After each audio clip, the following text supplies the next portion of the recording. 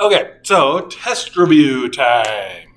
So this should be a pretty simple and short test. You just have the three transformations, and then we'll have the lines of reflection through a shape and rotating around a specific point. Okay, so looking at our lovely, lovely test here, um, we are going to start by doing the translations. And I'll go through every problem on here. So this will basically be going through the entire test. So first things first is translations. Okay, I'm going to zoom in here a little bit. You get a good look of each problem. Okay, so this first problem wants me to translate 5 units right and 4 units down. So all you do from each point is just go 5 units right and 4 units down.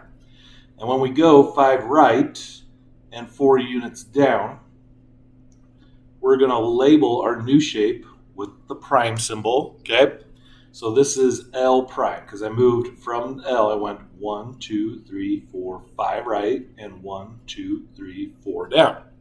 Okay, and you just do that with each point. And each point you write the letter again, but you write a little prime symbol, just a little apostrophe next to it, showing that you transformed that point. Okay, so like M, 5 right, 4 down. There's M prime. K, 5 right, 4 down. There's K prime. And then N, 5 right, 4 down. There's N prime. Okay, so there is my new translated shape. Again, same shape, just slid along the graph. Okay, next translation. This one wants me to go 2 units left and 1 unit up. So from each point, I would go 2 left, 1 up. There's E prime. This one's going to overlap, which is fine. These shapes tend to do that. 2 left, 1 up. There's D prime. F. 2 left, 1 up. There's F prime. And then C. 2 left, 1 up. There's C prime. Okay, so there's my new shape translated on the graph. Same shape, just shifted left 2 units and up 1. Okay, translations should all get 100% on. Okay, reflections. The hardest reflection will probably be this one right here, y equals x. So first of all, you got to know what y equals x is, right? It has both variables, so it's going to be a diagonal line.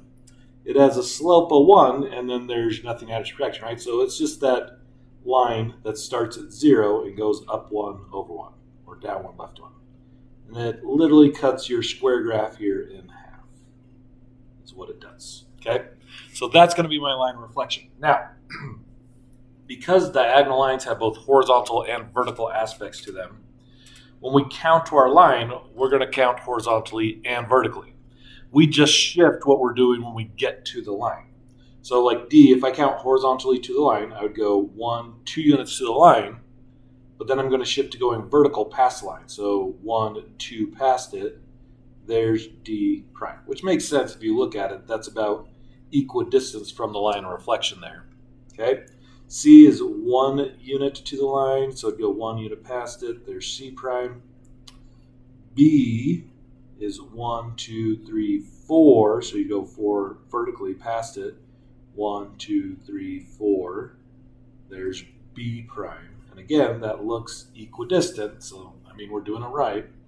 And then E is 1, 2, 3, so you go 1, 2, 3 up. There's E prime. Okay. So there's my new shape, and it's the same shape, just flipped over that diagonal line there. Okay? And then this one should be like the gimme question, the x-axis.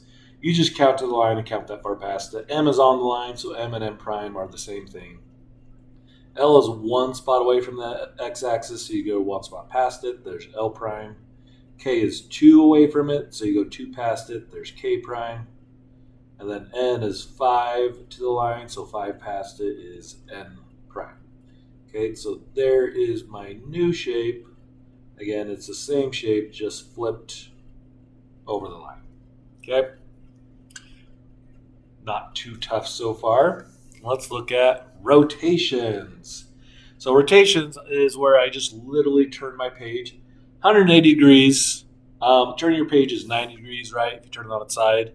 180 degrees would be going halfway around, so upside down here, okay? So that's what my shape would look like if I rotated 180 degrees. So the trick here is really just to rotate your paper 180 degrees. And then you would just look where it is, like W is at 4 and 1. So I would go to 4 and 1, and there's W prime, okay? And then U is at 5 and 0. So I would go to 5, 0, there's U prime. And then V is at 1 and -3. So 1, -3, there's V prime. And there is my rotated shape. Just turned upside down, basically. Again, cover that up. It looks like that, right? So ignore that. Looks like that. If I cover this up, turn my page 180 degrees, that's what it was, right? Okay. Now, with the other rotations, we have 270 degrees and we have 90 degrees. It matters which direction we turn. So let's talk about directions. So clockwise, if we're going the way a clock goes, it's going to go this direction, right? That is to the right. This is the right side of my paper right here. If it was talking about counterclockwise, it's saying going to the left. Well, this is the left side of my paper over here, right? So this one wants me to go 270 degrees counterclockwise. So that's 3/4 of the way around a circle. Now, I could turn my paper 90 degrees 3 times. So right, right, right, and that is 270 degrees counterclockwise. Or 270 degrees counterclockwise could literally just be considered 90 degrees clockwise. Okay? You're going to end up in the same spot, right? If you go 3/4 of the way around this way versus 1/4 this way, you're both going to end up in that bottom right corner, right? So again, let me show you. If I go 3/4 of the way around counterclockwise, bottom right corner, right? If I just went to the right 90 degrees, it's literally the same transformation. So whichever way you want to do it, this is the easier way, but I mean, whatever makes sense in your brain. That's where it should go. It should go in this bottom right corner. So like D prime would be at 2, -1. So it's actually where C is. Hey, look at that. C and D prime are the same point. And then E is at 4 and -4. So 4, -4, there's E prime. And then C goes -1, -2. -1, -2, there's C prime. So there is my rotated triangle right there. Okay, not too tough. Okay, then let's look on the back. So on the back here, I don't know if you can see, I'll make it darker here, but there's a square right here. So square right there. And it wants me to find all the line or the lines of reflection that would reflect the square on itself. So we got to remember the lines of symmetry basically for this.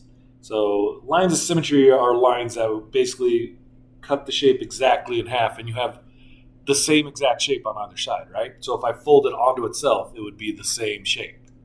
So if I look at a square, it has several lines of symmetry, right? It has a horizontal line of symmetry. If I count halfway up vertically here, right, there are 1, 2, 3, 4, 5, 6 squares. Halfway would be the x-axis here, right? So there's one line of symmetry. If I look at that, each of those are the exact same shape on either side, right? And if I fold it onto itself, it would fit. There would be no overlap or anything hanging off. So that is a line of symmetry. And that is a line of reflection that would reflect it onto itself. Okay? So I would have the x-axis, which as a line is y equals 0, right? Then it also has a vertical line of symmetry, which if we look here, it's 6 across because it's a square, would be the the y-axis, which is x equals 0, okay? But squares also have a diagonal line of symmetry. Now this square is right there at the origin, so its diagonal line of symmetry is the line that is going up 1/1, right? Which is y equals x. And there are 2 diagonals on a square, right? So we also have this one right here.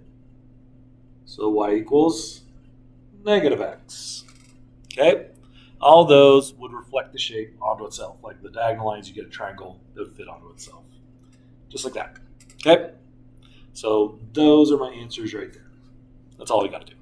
Okay. Next one, rectangles. Rectangles just have a horizontal and a vertical line of symmetry. So we're going to look, this goes from -3 to 5. Is that right? So that would be 8. So it's 8 tall, yeah. So I'm looking at 4, this is the halfway. So right here is the horizontal line of symmetry. And that is not a y-axis or an x-axis, right? That is the horizontal line where y values are always 1, so y equals 1, right? Horizontal is the y equals. And then we also have the vertical line. That's not very hard to find because it is 2 across. So get little skinny rectangles that would flip onto themselves. And that one is at 3 on the x-axis, so x equals 3. And that would be your answers on that one. Okay? Then, just very, very quickly, we have the point 2, 2, and we need to rotate around that point. So we would make it a new origin here and make a new x and y axis, basically. And it wants me to go 90 degrees clockwise, so turn my paper 90 degrees to the right. Okay? That's where my new shape should go. So again, I'm going to use the new x and y axis, and it's going to go over 1.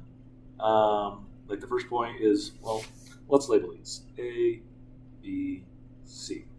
So B is right 1, down 1. So 1, -1, there's B prime. Okay? A is 1, 2, 3, 4, and down 1. So 1, 2, 3, 4, down 1, there's A prime. And then C is 1 and 4 down, so there's C prime. So 1, 4 down, prime. C prime. Okay? And that would be your new rotated triangle there. Okay? And this last one, again, you would go at -1 and 2. Make it a new x and y axis. And then you would just rotate 180 degrees, so upside down. It would look like that, and then you would just plot your points. And the bell rings, so I got to go. So that should be good enough. If you guys have any questions, ask your teachers. We're here to help, and I will see you guys out there.